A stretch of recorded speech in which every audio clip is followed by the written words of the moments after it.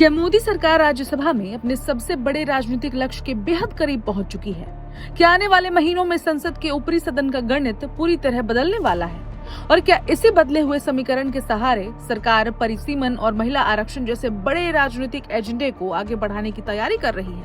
आइए समझते हैं पूरा गणित। दरअसल हाल ही में राज्यसभा में 4 नए सांसदों के शपथ लेने के बाद राष्ट्रीय जनतांत्रिक गठबंधन यानी कि एनडीए की स्थिति पहले से कहीं मजबूत होती दिखाई दे रही है।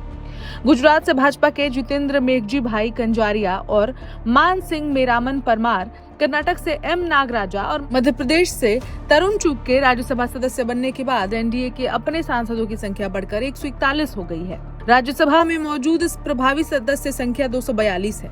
ऐसे में ये आंकड़ा अपने आप में काफी महत्वपूर्ण माना जा रहा है, लेकिन कहानी यही खत्म नहीं होती। राज्यसभा में कुछ भी मनोनीत और निर्दलीय सांसद भी हैं, जो कई महत्वपूर्ण मौकों पर सरकार का समर्थन करते रहते हैं।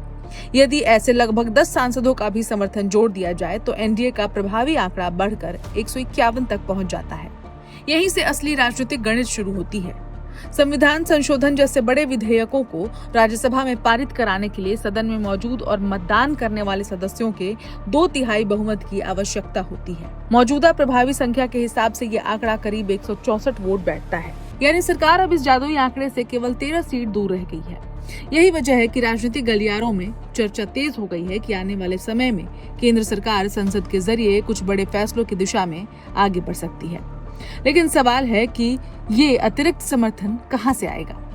राजनीतिक विश्लेषकों की नजर में 2 प्रमुख क्षेत्रीय दलों पर है। पहला, ओडिशा का बीजू जनता दल यानी कि बीजेडी और दूसरा आंध्र प्रदेश की वाईएसआर कांग्रेस। बीजेडी के पास फिलहाल 5 राज्यसभा सांसद हैं, जबकि वाईएसआर कांग्रेस के पास 4 सांसद हैं। अतीत में कई महत्वपूर्ण विधेयकों के दौरान इन दोनों दलों ने सरकार का प्रत्यक्ष या फिर अप्रत्यक्ष समर्थन किया है। अगर भविष्य में भी ऐसा होता है तो एनडीए का प्रभावी आंकड़ा बढ़कर लगभग 160 तक पहुंच सकता है, यानी सरकार 2/3 बहुमत से सिर्फ 4 वोट दूर रह जाएगी। इसके अलावा एक और राजनीतिक समीकरण चर्चा में है। पश्चिम बंगाल में राज्यसभा की 3 सीटों पर उपचुनाव होने हैं। राजनीतिक हलकों में इस संभावना पर चर्चा हो रही है कि यदि इन सीटों पर एनडीए को फायदा मिलता है या सरकार समर्थन संख्या बढ़ती है तो उसका कुल आंकड़ा 163 पहुंच सकता है, यानी 2/3 बहुमत से केवल 1 सीट कम।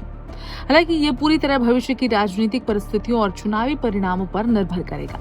इसी मजबूत होती स्थिति को देखते हुए अटकलें लगाई जा रही हैं कि मोदी सरकार आने वाले समय में कुछ बड़े विधायी एजेंडे पर दोबारा सक्रिय हो सकती है। इनमें सबसे ज्यादा चर्चा परिसीमन यानी कि डिलिमिटेशन और महिला आरक्षण कानून को लेकर बात हो रही है। महिला आरक्षण कानून संसद से पहले ही पारित हो चुका है, लेकिन उसके लागू होने के लिए परिसीमन और जनगणना जैसी प्रक्रियाएं पूरी होना आवश्यक माना जाता है। इसी वजह से राज्यसभा में मजबूत संख्या सरकार के लिए राजनीतिक रूप से काफी अहम मानी जा रही है। लेकिन तस्वीर का दूसरा पक्ष भी उतना ही महत्वपूर्ण है।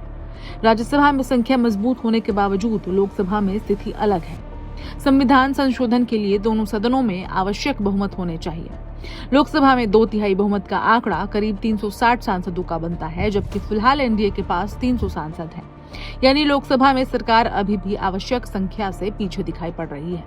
यही कारण है कि राज्यसभा में बढ़ती ताकत के बावजूद किसी भी बड़े संवैधानिक बदलाव के लिए सरकार को लोकसभा का गणित भी साधना होगा। फिलहाल इतना तय है कि राज्यसभा में एनडीए की स्थिति पहले से कहीं अधिक मजबूत दिखाई दे रही है। आने वाले महीनों में उपचुनाव, क्षेत्रीय दलों का रुख और राजनीतिक समीकरण तय करेंगे कि क्या मोदी सरकार वास्तव में उस 2/3 बहुमत तक पहुंच पाएगी, जिसका असर देश की आने वाली राजनीतिक दिशा पर पड़ सकता है। इस खबर में इतना ही। अपडेट्स के लिए देखते रहें one India Hindi. Subscribe to One India and never miss an update. Download the One India app now.